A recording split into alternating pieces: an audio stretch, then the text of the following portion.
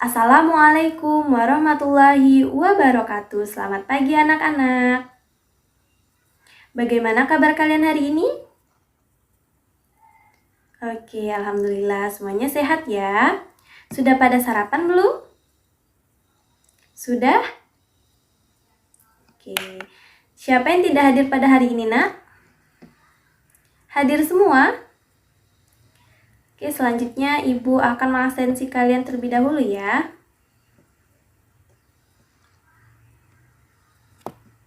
Oke. Nah, sebelum kita memulai pelajaran pada pagi hari ini, ada baiknya kita akan membaca doa terlebih dahulu yang dipimpin oleh ketua kelas. Siapa ketua kelasnya, Nak? Ardan.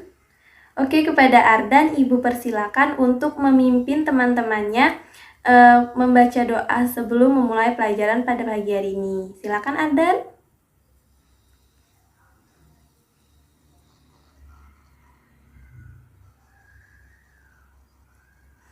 Oke, amin. Nah, sudah ada yang tahu belum pada pagi hari ini kita akan belajar dengan tema apa? Belum. Oke, jadi pada pagi hari ini kita akan belajar dengan tema lingkungan, subtema manusia dan lingkungan. Sebelumnya, Ibu akan menampilkan sebuah cerita ya yang akan Ibu tampilkan di papan tulis. Kalian silakan memperhatikan cerita tersebut. Jangan ribut ya. Oke, selamat menyaksikan anak-anak.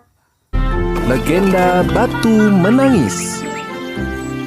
Pada zaman dahulu, di sebuah bukit yang jauh dari desa, tinggallah seorang ibu petani bernama Ibu Enggang. Ia bekerja menanam sayuran untuk dijual di pasar. Syukurlah, hari ini cukup banyak sayur yang bisa dijual. Cuacanya panas sekali. Aku butuh minum. Nak, anakku, bisakah ibu minta tolong ambilkan segelas air putih? Sang ibu mempunyai seorang anak gadis yang cantik bernama Putri Sorea. Namun sayang, putrinya mempunyai perisai yang tidak sama dengan kecantikannya. Nak, ibu kan bisa mengambilnya sendiri. Tidakkah ibu lihat aku sedang sibuk? Baiklah, ku ambil sendiri saja. Sang anak sungguh pemalas dan manja. Setiap hari, ia hanya bersolek dan bersolek. Tak pernah sekalipun ia membantu ibunya bekerja. Hingga suatu hari, Ibu! Cepat kemari! Cepat, Ibu! Ada apa, anakku? Ada apa gerangan? Lihat ini, Bu! Sisirku patah! Aku jadi tidak bisa berdandan. Aku minta yang baru. Iya, Nak. Nanti ibu kalau ke pasar, kita beli yang baru. Aku juga minta dibelikan perhiasan baru. Tapi ibu tidak punya cukup uang, Nak. Pokoknya aku mau sisir dan perhiasan. Kalau tidak, aku pergi dari rumah ini. sang ibu menjadi sedih dan bingung karena ulah sang anak. Malam itu, sang ibu nampak gelisah. Ia pun memutuskan untuk membuka celengan yang selama ini ia tabung. Tabungan itu sebenarnya untuk keperluan sehari-hari. Namun, demi mengabulkan permintaan sang anak satu-satunya, ia rela memecahnya. Esoknya, sang ibu hendak pergi ke pasar untuk menjual sayur dan membelikan permintaan sang anak. Nak, ibu mempunyai sedikit uang untuk membeli sisir baru. Ayo kita pergi ke pasar. Asik, sisir baru, perhiasan baru. Mereka pun pergi ke pasar.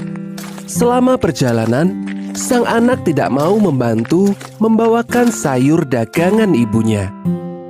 Setelah perjalanan panjang menuruni bukit, mereka akhirnya hampir tiba di pasar.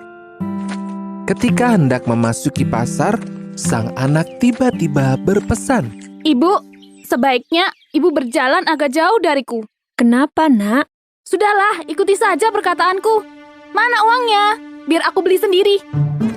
Sang anak rupanya merasa malu mempunyai ibu yang tidak secantik dirinya. Sehingga ia meminta untuk berjalan berjauhan. Sesampainya di toko perhiasan, Silahkan dilihat perhiasannya, Nona cantik. Wah, bagus-bagus.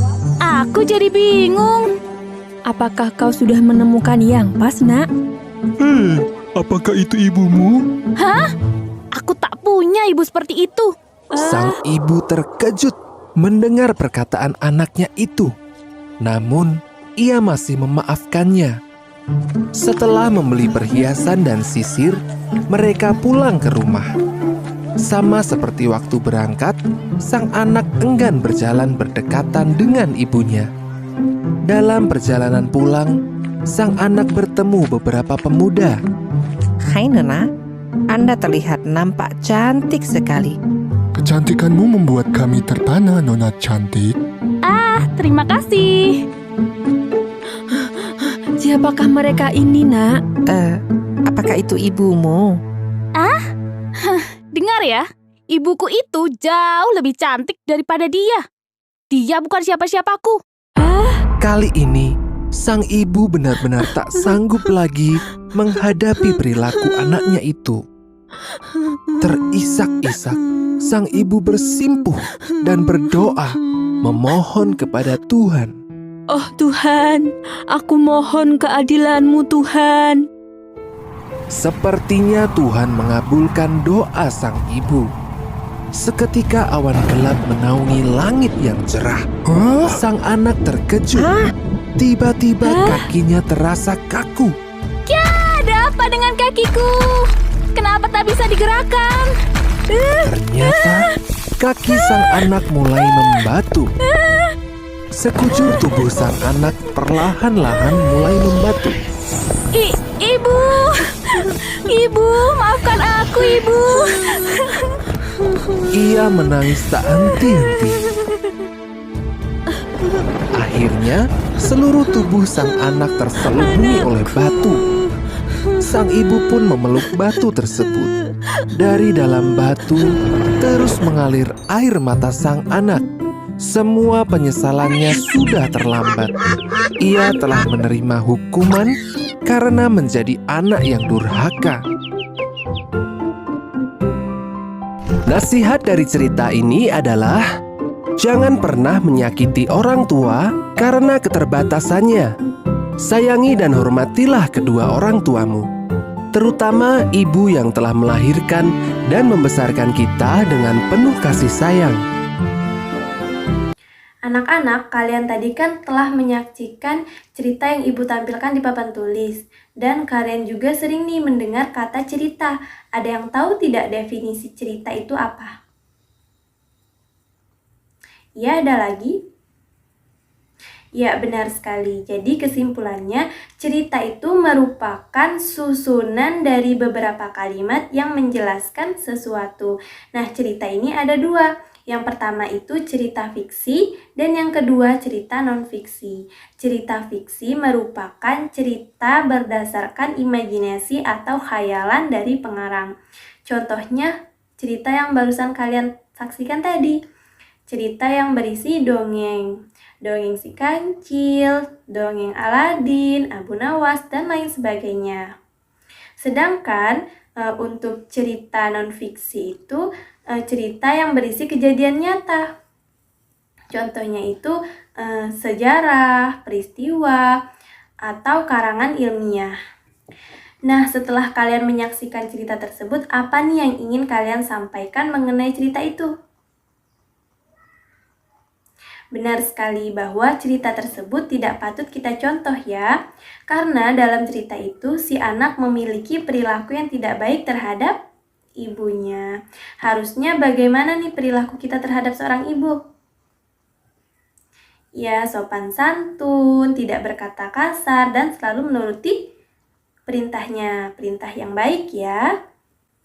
Anak-anak, perlu kalian ketahui bahwa apa saja yang barusan kalian sampaikan ke ibu itu merupakan sebuah kritik. Oke, kritik itu merupakan sebuah tanggapan, kecaman, atau komentar dengan tujuan untuk meningkatkan pemahaman kita terhadap sesuatu. Oke, untuk evaluasi kita pada pertemuan ini, Ibu meminta kepada kalian, coba kalian buka buku kalian halaman 18. Di situ ada teks ya. Nah, kalian tentukan apakah teks tersebut termasuk ke dalam cerita fiksi atau non-fiksi. Lalu kalian coba berikan kritik ya mengenai isi cerita tersebut. Sampai di sini ada yang mau ditanyakan anak-anak? Tidak ada? Oke. Jadi kesimpulan pembelajaran kita pada pagi hari ini bahwa dalam cerita itu terdapat dua jenis. Yang pertama itu cerita fiksi, yaitu cerita yang berisi hayalan atau imajinasi dari pengarang. Contohnya cerita dongeng yang mungkin kalian sering dengar dan dibacakan oleh mama papa kalian sebelum tidur. Yang kedua itu ada cerita non-fiksi, cerita yang berisi kejadian nyata. Contohnya cerita sejarah, cerita peristiwa, cerita sejarah kemerdekaan Indonesia, itu termasuk cerita non-fiksi. Nah, dalam cerita ini juga kita dapat mengkritik sebuah cerita atau memberikan tanggapan mengenai isi cerita tersebut, namun dengan menggunakan bahasa yang baik dan benar. Oke, untuk mengakhiri pembelajaran kita pada pagi hari ini, silakan kepada ketua kelasnya tadi siapa? Ardan, untuk memimpin doa untuk mengakhiri pembelajaran kita pada hari ini. Oke, Ardan, Ibu persilakan, Nak. Amin. Nah, Ibu akhiri. Wabillahi taufiq wal hidayah. Wassalamualaikum warahmatullahi wabarakatuh.